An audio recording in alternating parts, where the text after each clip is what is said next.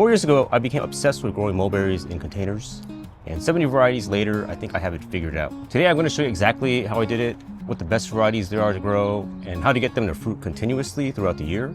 And the first, most important thing about growing them and growing any trees is the potting soil. It is the absolute most important thing, and I recommend a mineral-based soil, like I do with all my container plants. When I say mineral-based, I mean things like sand, pumice, perlite, vermiculite, those type of things. And that's opposite of what's usually recommended, which is organic matter like wood, compost, barks, forest products, that type of stuff. Those things typically tend to cause root rot, see, because God made dirt and dirt don't hurt. So the way you make dirt into soil is you add compost on top, and that'll feed the soil underneath. Compost shouldn't be used as a growing medium, but more of a fertilizer. So you can grow anything in dirt, just like me. I grow tons of weed in it. There's some weed that's grown in one of my pots. So once you have the right soil, the next most important thing to consider is the cultivar. You want to consider your zone, whether your tree will survive your winters. Consider the size. A mulberry tree can get as big as 40 feet tall, depending on the variety. People say mulberries belong in the ground and they shouldn't be grown in pots. Yeah, they're probably right, since it grows so big, but that doesn't mean you can't do it. You consider when the tree breaks their buds. Some varieties could exit their dormancy very early, and some varieties have practically no dormancy, and some will break late. So if you have late frost, that's something you should consider as well. That also ties back to whether your tree will survive your climate. But aside from just surviving, you also want to consider taste of the fruit, like the quality, and also size. You can see this is like a Canberra Black. The size is pretty big. If you compare that to, say, Lakeland Tropical, you can probably get the equivalent of 20 of those fruits to get one of these. And then there's also fruit that's even bigger, like Taiwan Long, and that's maybe like 2 or 3 fruits that are this size. There's a lot of variety in mulberries, and some are better tasting, some are higher yielding, like Chiangmai 60. You also have to consider disease resistance. Root knot nematode is an issue with some varieties, and it's a big issue in some places. There are varieties that are resistant to root knot nematode. There's also something like popcorn disease, something in the south. So that does affect, like, let's say, Illinois everbearing, but you can get silk hope, which is more resistant to that disease. Mulberries are deciduous trees. Most of the time, there are some varieties that will seem to only go into dormancy for like a couple weeks, like Australia and Turkey. Basically, there's no dormancy at all. A lot of the Southeast Asian varieties are like that. So if you have a variety like that, it might not taste good in an area where you're not getting that much heat during the spring. And typically in California, springs are pretty mild, like mid-70s or so. Fruits from some varieties that exit dormancy earlier are not very good. You get a ton of fruit that just are not worth eating. And I don't know about other places, but maybe you don't want dormancy to be too long because you might miss your growing period. So that's something to think about. Personally, I have not experienced any of my mulberries needing any chill hours. Don't be confused about the dwarfing aspect of mulberries. There's no true dwarf mulberry in traditional senses. So traditionally, dwarfing trees have less vigorous roots. So the rootstock is the thing that dwarfs the tree. But there's nothing like that in the mulberry world. There is a variety called Gerardi Dwarf, which will stay small, but the roots are still gonna be big. So you can have a pot full of roots, and then the tree's only like this big. Might not be the best variety to grow in containers, but it is one that will definitely stay small. It's very productive, makes a lot of fruit. So if you see something like a dwarf everbearing variety commonly sold by Dave Wilson, that one's not gonna be the one. It's gonna turn into a big tree and make small fruit. The fruit is pretty good, but maybe not something that you're actually looking for. Mulberry classification is one of the most confusing things because they're labeled under red, black, and white mulberries. More specifically, it'll be Morus nigra, Morus rubra, and Morus alba, and there's hybrids in between. But those are the 3 main ones, including Morus macrora, which is the Pakistani, the long-fruited ones are classified under. The classification mostly falls under location, so other subsets are Morus latifolia, Morus rhotorium, other ones as well. I mean, there's a Peruvian one, Japanese ones, Korean ones. For our purposes, we'll put the long ones under Morus macrora, and that'll include like Pakistani, white Pakistani, Australian green, varieties like that. But there's confusion from the subtypes of like Pakistani, for example, because we have Palm Super Pak, we have L.E. Cook's Pakistani, Himalayan Fruit and Spice Park, and they're all kind of similar, but a little bit different. Like some will break dormancy earlier, some a little bit longer, some taste a little better. They might all be the same. It's hard to say. But of those, you can find a Cook's Pakistani. That would be a good one. On the other side of the long fruiting white varieties, there's like Australian Green, Saharanpur Local, White Pakistani, King Shatu. They're all basically the same as well, but I have heard from Kaz that the one that hangs the longest and is probably the best is the Australian Green. So that's the one I went with. And it does taste different from normal white fruiting mulberries. It has kind of a melony taste, but a very high quality fruit.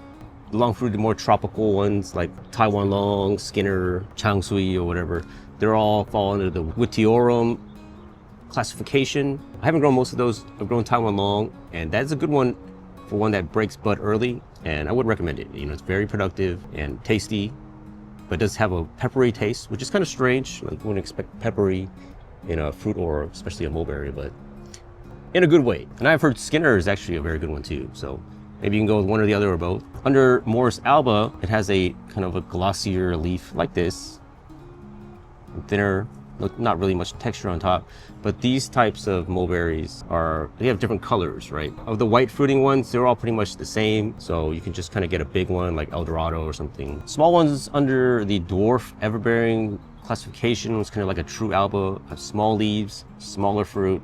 Yeah, that's pretty much it. And I would just mostly avoid them. I don't really grow them for eating. I grow them for rootstock because they propagate easily. They root easily from cuttings. So personally, I would avoid them, like Maui, Dwarf everbearing, those type of varieties. There's just other ones that I would prefer to grow that are better and bigger, like the Lakeland Tropical I showed you, compared to like even Shelly or Black Prince, which is a fat black mulberry. It's just much more productive. Tice and Shangri-La, which kind of are synonymous, but these are hybrids of Morris rubra and Morris alba. Very good varieties tasting wise. Tice is a very good variety flavor, and it has the benefit of root knot nematode resistance. So definitely a good variety to grow, especially in like Florida, you know, where it comes from. There's many hybrids out there. I've gotten one called Frank's Mom. Most of these are not really sold in nurseries, but if you can find Shangri-La or Tice, that should be good to go. So there's kind of ones that are like in the Southeast Asia region. Not sure if they originated from Australia or Turkey, but the variety is like Australian turkey.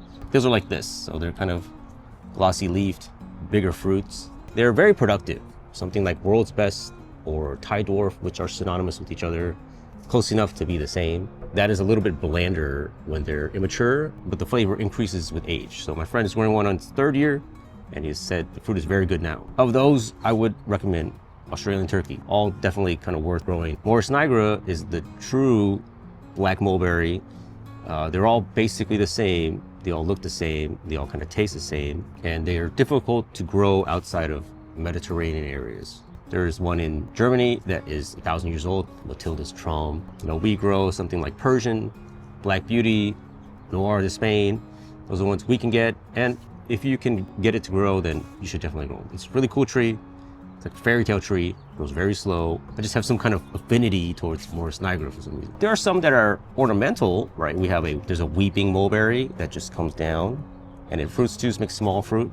There is a contorted mulberry called Undu, which is like a Japanese one, I believe. It's a male, but there's a bud sport of that, which is a female, which is Callie's Delight. And that also makes good fruit. It's very ornamental. This year it went through a male phase where it made male catkins, and now it's making female berries. So it's kind of strange, but very cool. Of the albas, there's also purple fruiting ones and pink fruiting ones, and those are a little bit more complex than the pure white fruits. So I would definitely recommend checking those out. Specifically, white ivory is a good one, and that's more on the pink side.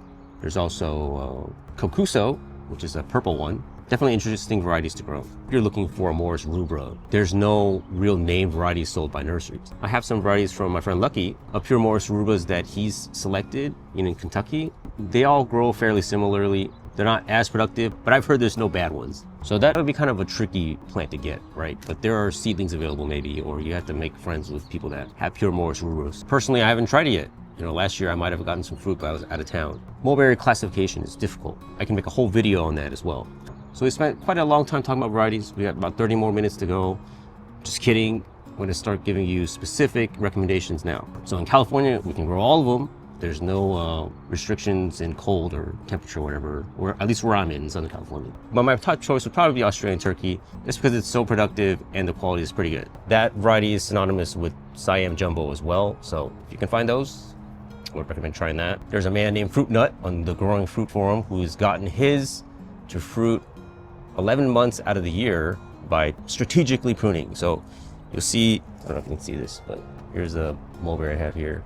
Australian turkey will fruit on 6 nodes, and then it'll grow vegetatively. So if you cut off that vegetative growth, it'll resprout and grow 6 more nodes of fruit. And you can do that continuously to get fruit all year. So it's a pretty remarkable discovery. Some have been growing it in zone 8 with success, but it's more of a tropical type of variety. And he's growing it in a greenhouse too. If root knot nematode is a concern, you're kind of left with Tice and 6th Street, which are specifically strong against root knot nematode. If you're handy with a knife, you can use that as rootstock to graft any variety you want. And some places, I think they're selling some varieties on Tice or 6th Street.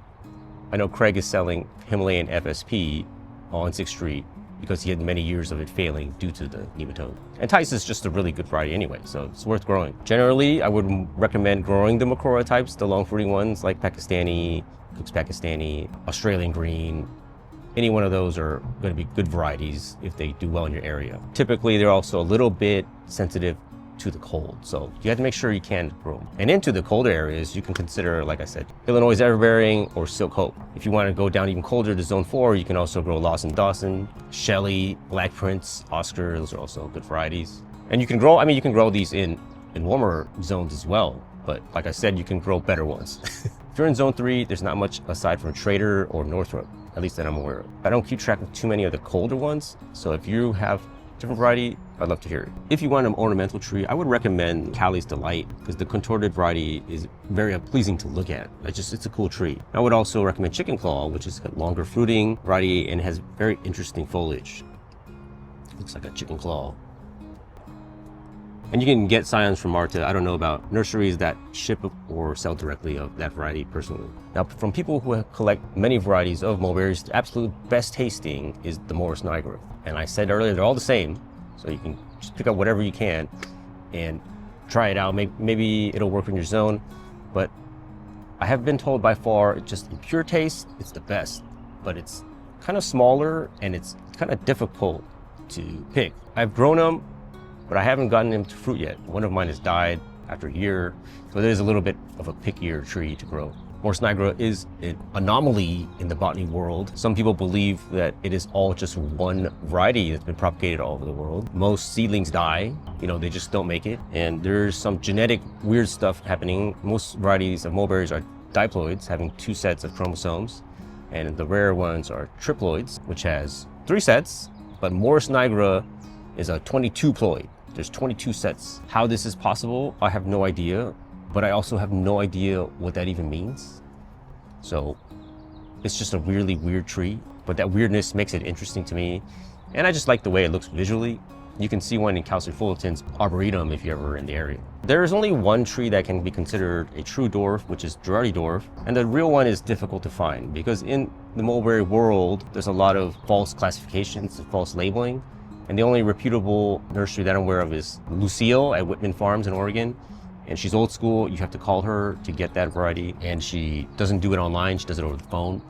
So you can give her your credit card information. She has good prices and she's reliable. And like I mentioned, traditionally dwarfing trees are dwarfed by the rootstocks. So you have a less aggressive rootstock, which will slow down the top growth. But there's no dwarfing rootstock in the mulberry world. And the dwarfing aspect of Gerardi dwarf is the short internodes. So they're very short in between here, in between these 2 areas. It's very short. But that's where the fruits come out. It can just become loaded with fruit. But my tree in a 15-gallon is probably not even taller than this. Right here, that's in that tree pot. And it's a good variety, don't get me wrong. It's probably the perfect backyard tree if you plant it in ground, because it won't get very tall and it's mulberry, it produces tons of fruit, but it's not necessarily the best thing to grow in a container, right? There's other choices you can grow. Like you can grow a berry like this, you can grow stuff like this. It doesn't have to be a dwarf. All right, now you know what to grow. Let's move on to protecting your fruit. The best way I figured out is to bag your tree in a net, and that'll keep the birds out and most of the critters. Last year, I made friends with the possum. I kept catching him in my cage, and he kept coming in the cage. I would leave it open, and he would just kind of stay there.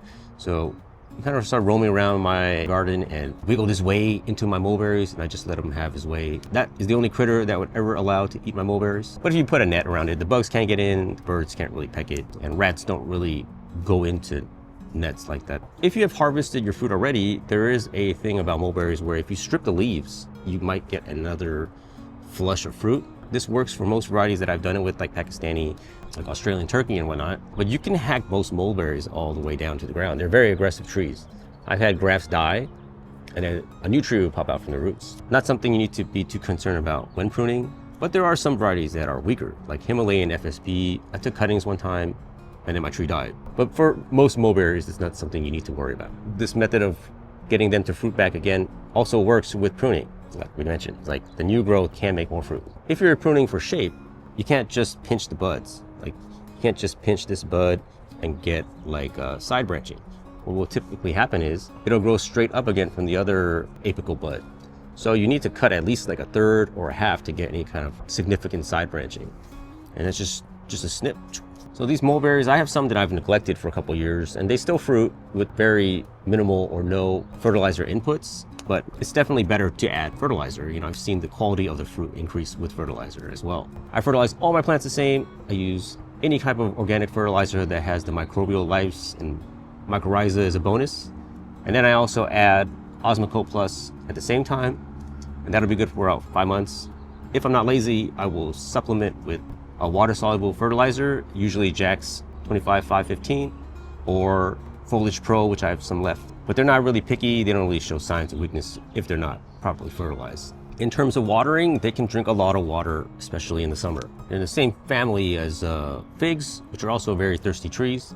So I tend to water them multiple times, maybe 5 or 6 times in the summer, and I have drip irrigation, so that kind of makes that a lot easier. But they're not a tree that will die very quickly if it doesn't get water.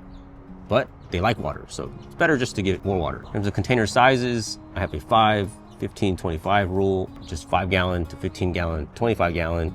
You can get fruit in a tree pot like this, right? In a tree pot. Not too picky. Quality might not be the best, but I usually kind of stop at 15 gallons. It can get heavy, that's why, and I'm out of space. But typically I like to be at 25 gallon as a good size to have a decent harvest. And mulberries grow very quickly. I can root a small cutting, you know, maybe 3 nodes, and I can fill up a 15 gallon in one season, which I did with my chicken claw over there. And I wouldn't worry about your trees being root bound. I have some varieties in 5 gallon containers that have been there for like 3 or 4 years, and they're still alive. They produce less and less, but there's no rush to uppot them. But at some point, it is best to root prune your tree, and you should do that in dormancy. I have root pruning of a fig. That's a good example of how you can do it. I mentioned earlier, you have to be very careful about where you buy your trees because there's a lot of wrongly labeled varieties. I know there's a lot of people that bought a Gerardi Dwarf it was not a Gerardi Dwarf. Basically, Lucille at Whitman Farms was the only person that had that variety at the time. You know, like Dave Wilson has the proper true Morris Niagara varieties. Their dwarf everbearing, which is labeled as Morris Niagara, is a Morris Alba. The other ones like Persian, Black Beauty, those are actually correctly labeled trees. But many other big retailers will sell incorrect varieties or maybe even seedlings. So you have to be careful where you buy your trees from. There's a nursery called Perfect Circle in the East Coast somewhere. They deal with a lot of the cold hardy ones that are like the zone 4 and up. They don't ship to California, but you can get Scionwood if you're able to graft. Outside of California, they do ship, so you can get a pretty good size tree from them. There's a Ding Dong's Nursery sells Scionwood as part of the year, so that also falls under that category. Lucille at Whitman Farms sells good trees, so I would give them a try too. I'm sure there's others, but I've only bought them from the ones I just mentioned. If you have questions about any retailers or any varieties, leave them in the comments as well. Some varieties are going to be difficult to buy at nurseries because there's just nobody that sells them. So you need to either root them or graft them. Ding Dong has a resource. It's like a database of varieties he's tried to root, and he puts the success rate, the time it took in his videos. So it's a really good place to see if it's something you can do or something you want to do to try to root a variety. Mulberries are the reason why I learned how to graft, because there's varieties that I wanted that just didn't exist. I wasn't able to buy any trees. Some varieties do not root easily. I tried to root King Chatut for 6 months and the wood was still alive, but I had one tiny wispy root. So It's just not really realistic to try to root that type of variety. You might be stuck just having to buy scion wood and learning to graft, which I will do a video of pretty soon. But sources for scion wood are like Marta and Really Good Plants, Ding Dong has them, Perfect Circle has them, and just go make friends at the Growing Fruit Forum. You can also buy some at the Tropical Fruit Forum. There's people that sell scion wood from their collections as well. So should we try some mulberries? Whoa. What is that? Shanxi A632. Very good. This is Four Seasons. The old commercial variety of Taiwan.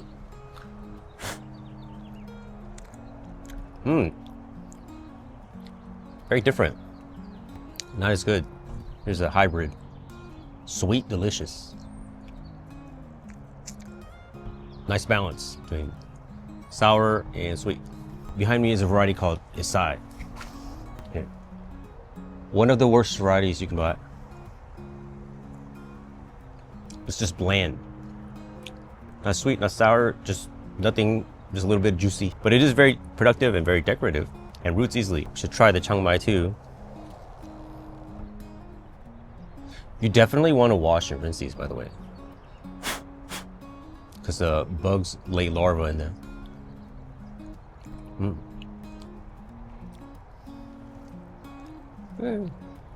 Little plant. Here's a pink one.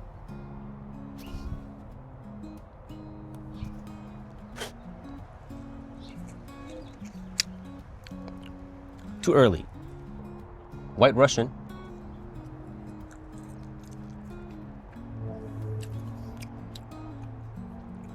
Yeah, sweet and a little grassy. Taiwan long, it's a little shorter. They usually get like 2 or 3 times longer. This one's a little early, a little sour. Has that peppery taste, it's kind of weird, but good because I still enjoy it. Shangri-La. Very nice balance of sweet and tart.